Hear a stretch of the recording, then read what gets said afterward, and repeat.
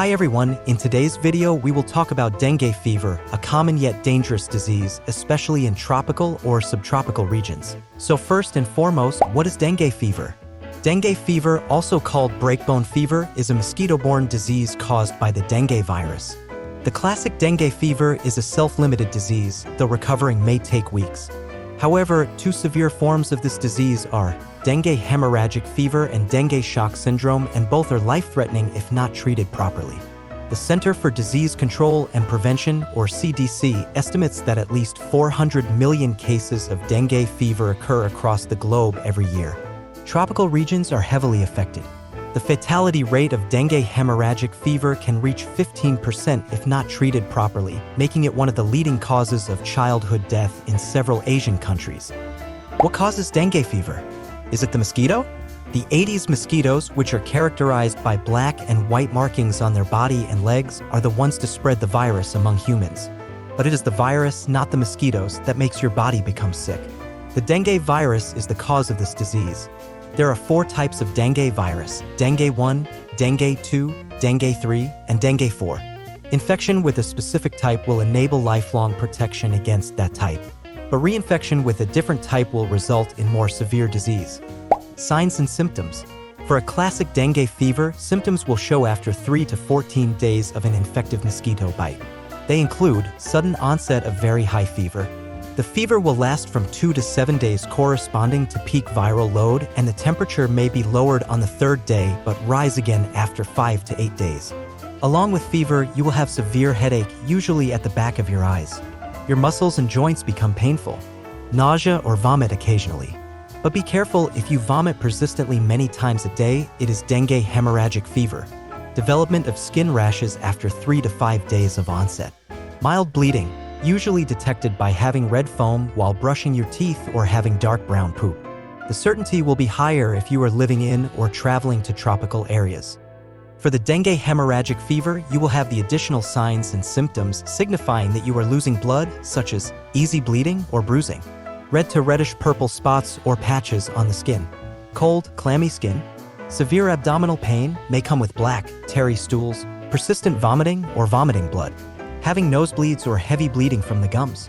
For dengue shock syndrome, beside the hemorrhagic symptoms, additionally you will have the shock symptoms such as blueness around the mouth, or often called circumaural cyanosis, dizziness, restlessness, or loss of consciousness, cool, clammy extremities, low blood pressure, rapid, weak pulse, and narrow pulse pressure. It means blood pressure subtraction is less than 20 millimeters of mercury.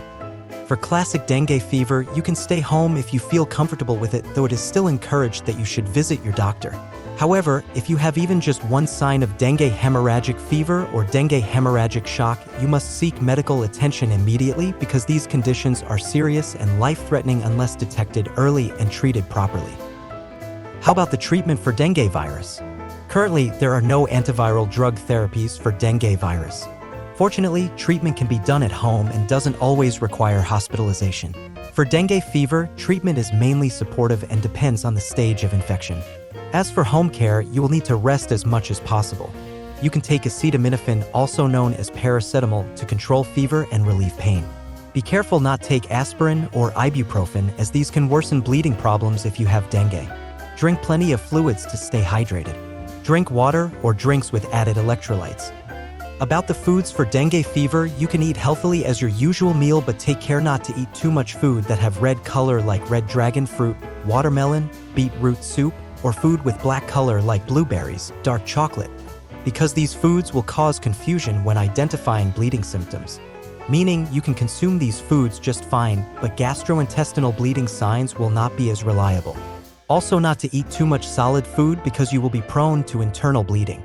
You can consider taking multivitamin during this time to ensure sufficient vitamin supply.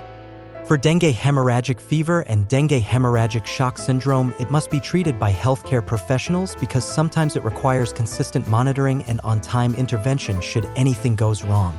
That's why you must seek medical attention immediately if you have those two conditions.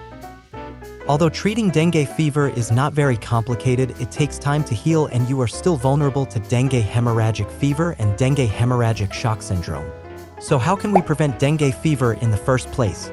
Preventing dengue fever primarily involves avoiding mosquito bites, particularly in areas where the disease is common.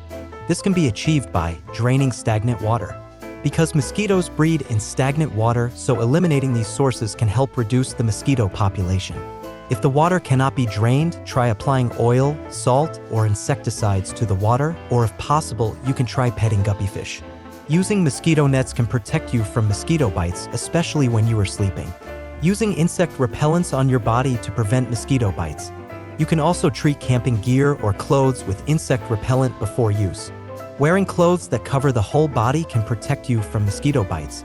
Using window screens and door screens can prevent mosquitoes from entering your home. Alternatively, a dengue vaccine is now available, but only to highly endemic areas or some highly specific cases. For this, you will need to talk to your healthcare provider to see if this is an option available in your region. In conclusion, dengue fever is a mosquito-borne disease caused by the dengue virus. It typically presents with symptoms such as sudden high fever, severe headache, muscle pain, joint pain, skin rashes, fatigue, vomiting, and mild bleeding. Usually, symptoms will appear 3 to 14 days after infection. Treatment is mainly supportive, including rest, hydration, and in severe cases, blood transfusion and intravenous therapy. Immediate medical attention is crucial if symptoms of dengue hemorrhagic fever and dengue shock syndrome appear. Prevention involves avoiding mosquito bites, draining stagnant water, using insect repellents, and in some regions, vaccination. That is the end of today's video. Hope it brought you enough information to understand more about dengue fever. If you have any questions or suggestions, don't hesitate to write it down in the comments below. Thanks for watching and bye for now.